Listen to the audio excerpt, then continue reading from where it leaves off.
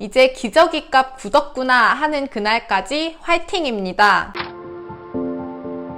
네, 안녕하세요. 육아코디 놀이 전문가 민주 선생님입니다. 여름이 왔습니다, 여러분. 배변 훈련 준비하고 계신 분 많으시죠? 오늘의 주제는 올바른 배변 훈련으로 이야기를 시작해 보겠습니다. 배변 훈련의 시기, 방법, 주의해야 할 점 이렇게 세 가지로 나눠서 알려드릴게요. 내 아이의 상황에 따라 궁금하신 점, 또 추가로 궁금하신 점들은 댓글 남겨주시거나 아니면 인스타그램 쪽지로 보내주시면 제가 답변 드리도록 하겠습니다.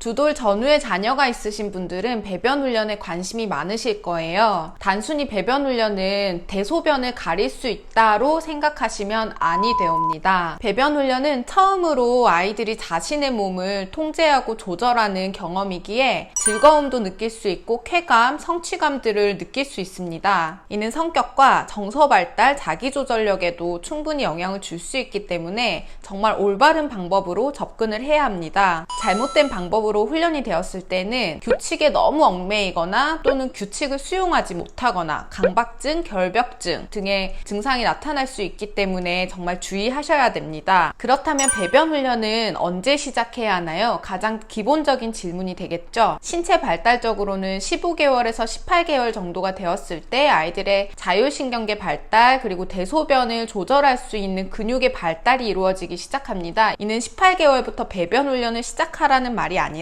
18개월은 최소 지나야 배변 훈련이 가능하다라는 말이 되겠죠. 이론적으로는 18개월에서 36개월 사이에 구강기에서 항문기로 에너지가 이동하게 돼요. 뭐든지 입으로 가져가는 에너지의 중심이 구강에 집중되어 있다가 항문기로 이동하게 되는 시기이죠. 이 말은 즉슨 항문기가 배변 훈련의 적절한 시기라고 보시면 되겠습니다. 엄마 마음의 준비가 되었다, 다른 아이들은 이 시기쯤 하더라, 다른 친구들은 팬티 입더라 해서 요이 땅 지금부터 우리 아이도 시작한다고 해서 배변 훈련이 되는 것은 아니거든요. 빨리 시작한다고 빨리 이루어지는 게 아니기 때문에 조급함을 버리셔야 합니다. 그리고 내 아이의 시기에 맞춰서 가는 게 맞겠죠. 아이의 배변 조절 시기는 개별차가 너무도 크기 때문에 이를 존중해 주는 것이 중요합니다. 그렇다 하더라도 만 3세 정도가 되면 모든 아이들이 자연스럽게 대소변을 가릴 수 있기 때문에 너무 조급해하지 마시고 제가 알려드리는 방법대로 차근차근 진행해 보세요. 제가 엄마가 준비되었을 때가 아니라 아이가 준비가 되었는지를 잘 관찰하고 그 시기를 정하라고 했죠. 그러면 내 아이가 준비가 되었는지 어떻게 알 수 있느냐? 자, 민주 선생님이 알려주는 4가지 방법을 꼭 기억하고 내 아이가 준비되었는지 관찰해 보세요. 첫 번째는 간단한 지시를 이해하고 수행하는지, 인지 발달이 되었는지를 체크해야 되고요. 그리고 아이가 기본적으로 걸어 다닐 수 있고 혼자서 서서 바지를 내릴 수 있는지, 이런 신체 발달, 대근육 발달이 되었는지를 체크하셔야 되고요. 두 번째는 대소변을 볼 때 활동이나 걸음을 멈추는지, 그리고 배변 후에 기저귀를 만지는 등 배변을 했다는 표현을 하는지를 관찰해야 합니다. 그리고 세 번째는 아이가 대소변 본 후에 기저귀를 찝찝해 한다든지 다시 기저귀를 가려고 하는데 착용을 거부하는 모습을 보이는지를 관찰해야 합니다. 그리고 마지막 4번째는 아이의 소변 텀이 2-3시간으로 좀 길어졌는지를 관찰합니다. 이렇게 4가지 신호를 아이가 반복적으로 보낸다면 충분히 엄마 나는 배변 훈련 준비가 되었어 라는 신호로 받아들이셔야 되고요. 아이의 신호를 놓칠 경우에는 배변 훈련에 관심을 갖는 자체가 지연될 수 있기 때문에 주의하셔야 돼요. 자, 다음으로 중요한 것이 배변 훈련의 올바른 방법이 되겠죠. 배변 훈련 방법 또한 제가 4단계로 알려드릴게요. 1단계는 아이의 관심 수용하기입니다. 아이가 배변 훈련에 준비가 되었다고 신호를 보내는 것을 캐치하셨다면 아이의 관심을 수용해서 그림책이나 배변과 관련된 노래들 그리고 유아변기를 준비하셔서 아이의 관심을 수용해 주어야 합니다. 아이가 조작할 수 있는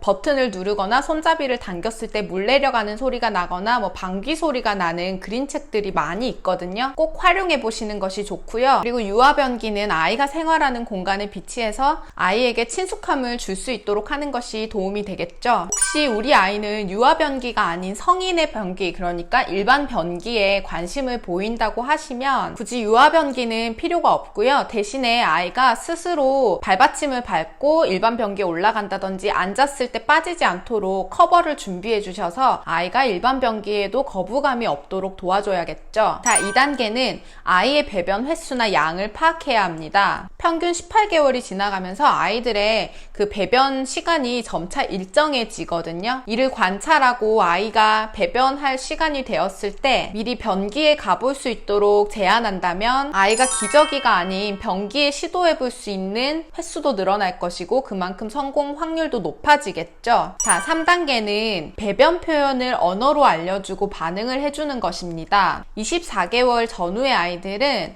대소변을 쉬, 응가 이렇게 간단한 언어로 표현할 수 있습니다. 배변하는 과정에서 표현 방법을 정확하게 알려주고 아이가 표현할 때는 지체 없이 곧바로 변기에 앉을 수 있도록 반응해 주어야 합니다. 자, 마지막 4단계는 부모가 모델링이 되어주고 기저귀 없이 생활하는 시간을 늘려주는 것이 되겠습니다. 부모가 화장실을 사용하는 모습을 모델링해 준다면 아이는 변기에 대한 그리고 화장실 이용에 대한 거부감이 줄어들 것이고 기저귀 없이 생활하는 시간을 조금씩 늘리면서 아이가 좋아하는 색깔, 모양, 캐릭터가 있는 팬티를 준비해서 기대감을 높여주는 것 또한 도움이 되겠습니다. 자, 마지막 세 번째도 굉장히 중요한 배변 훈련 시 주의해야 할 점인데요. 이상하죠? 민주 선생님은 뭐든지 다 중요하대요.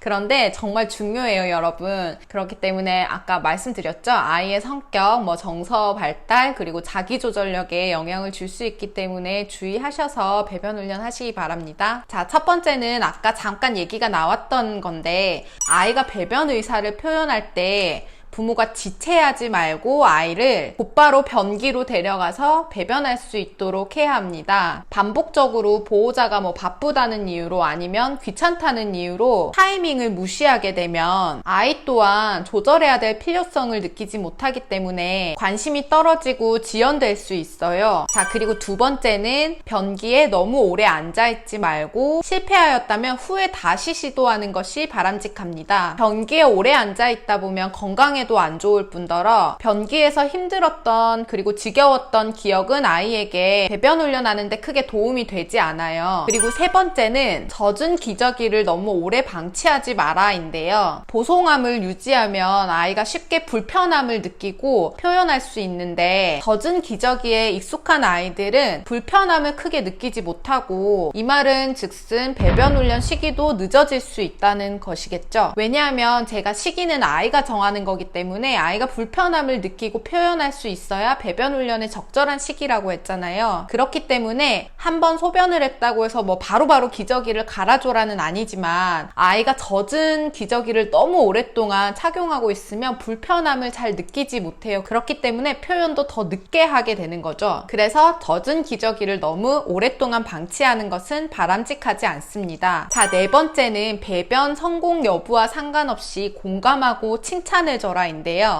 절대로 윽박지르거나 재촉하지 마세요. 실수에 대해서 너무 집중하게 되면 아이는 죄책감이나 불안감이 높아지고 자신감이 없어지고 자연스럽게 자존감도 낮아지겠죠. 반대로 또 주의하셔야 될 점이 성공했다고 너무 지나치게 과도하게 칭찬하는 것도 금물입니다. 왜냐하면 아이는 성공할 때도 있고 실패할 때도 있는데 성공에 대해서 너무 과도하게 칭찬하거나 표현을 해주신다면 실패했을 때 그만큼 아이가 부끄러워하고 좌절감이 크게 작용할 수 있거든요. 이는 아이에게 너무 지나친 부담감으로 다가갈 수 있기 때문에 지나치게 과도하게 칭찬하는 것 또한 주의하셔야 됩니다. 자, 오늘은 민주 선생님과 그냥 배변 훈련이 아니고요. 올바른 배변 훈련에 대해서 알아보았는데 어떻게 좀 도움이 되셨나요? 혹시 영상 보면서 또는 배변 훈련 과정이신 분들 그리고 배변 훈련을 마쳤는데 궁금한 것들, 문제점들이 나타난다 하시면은 지체 마시고 언제든지 댓글 남겨주시거나 아니면 제 인스타그램에